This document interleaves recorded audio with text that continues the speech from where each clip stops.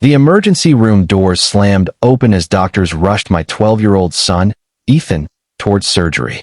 Blood stained the front of my shirt where I had held him after the car accident. His face was pale, his breathing weak, and every second felt like an hour. A nurse stopped me outside the operating room. "He's lost too much blood. We need to transfuse him immediately." I nodded desperately. "Then do it." She hesitated, exchanging a worried glance with the trauma physician. "There's a problem. Ethan has an extremely rare blood type." I frowned. "How rare?" The doctor sighed. "Rare enough that our blood bank has none. We've already contacted nearby hospitals, emergency donor registries, and even the regional blood center. So far, nothing." My knees nearly gave out. "There has to be someone. We're still searching," he said gently, "but time is running out." I watched through the small window as nurses surrounded Ethan. Machines beeped steadily, but each sound reminded me that his life was slipping away. I buried my face in my hands. Memories flooded back, teaching him to ride a bicycle, cheering at his baseball games, helping him with science projects, laughing during movie nights after his mother passed away 5 years earlier. Ethan was all I had left. I couldn't lose him. A young nurse approached with a clipboard. "Sir, we need to know whether any biological relatives are available. My parents are gone. His mother's parents live overseas. I don't know anyone else." She nodded sadly. Just then another doctor entered, holding a tablet. "We've checked every registered donor within several hundred miles. There isn't a compatible match." Silence settled over the hallway. Then a thought struck me. What if I donate? The doctor looked surprised. "Parents aren't always compatible." "I don't care. Test me." He hesitated. "We already have your medical file from previous hospital visits." "So?" His expression changed. "I don't think you understand." "What don't I understand?" The doctor looked toward the nurse before speaking carefully.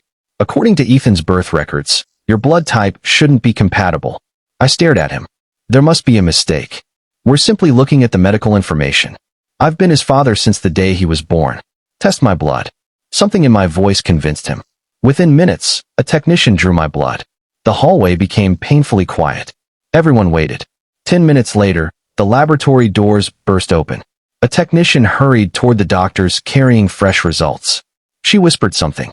The entire medical team froze. One doctor slowly looked at me with disbelief. Another checked the report twice. "What is it?" I demanded. The senior physician walked closer. "Your blood." My heart pounded. "What about it?" "It matches him perfectly." Relief crashed over me. Then what are we waiting for? But no one moved. Instead, the room became even quieter. The doctor looked back at the report. "This shouldn't be possible." I felt irritation replacing fear. "I don't care what shouldn't be possible. Save my son." The physician finally smiled. "You're right."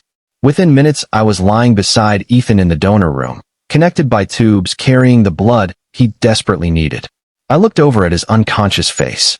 "Hang on, buddy," I whispered. "Dad's right here." The transfusion began. Every drop leaving my body felt like hope flowing into his.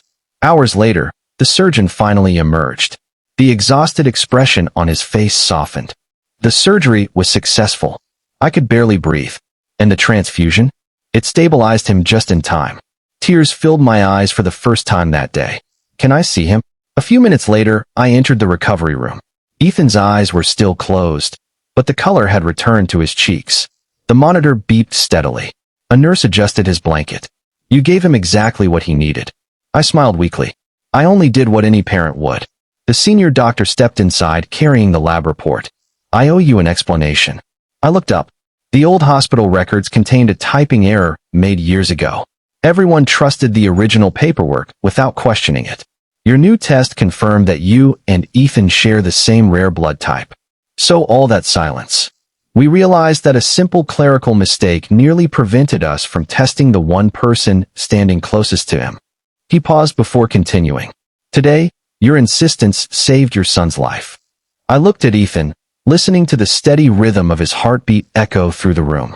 No award, no amount of money, no recognition could ever compare to hearing that sound. The next morning, Ethan slowly opened his eyes.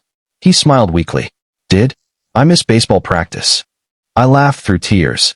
"You've got a pretty good excuse." He squeezed my hand with surprising strength. "Thanks for staying. I wasn't going anywhere." Weeks later, As Ethan walked out of the hospital holding my arm, the same doctors who had once stood in stunned silence lined the hallway, smiling as they applauded. Not because I had done something extraordinary, but because I had refused to let paperwork define hope. Sometimes miracles don't arrive from strangers across the country. Sometimes they're already standing beside the hospital bed, simply asking one question no one else thought to ask. What if I donate?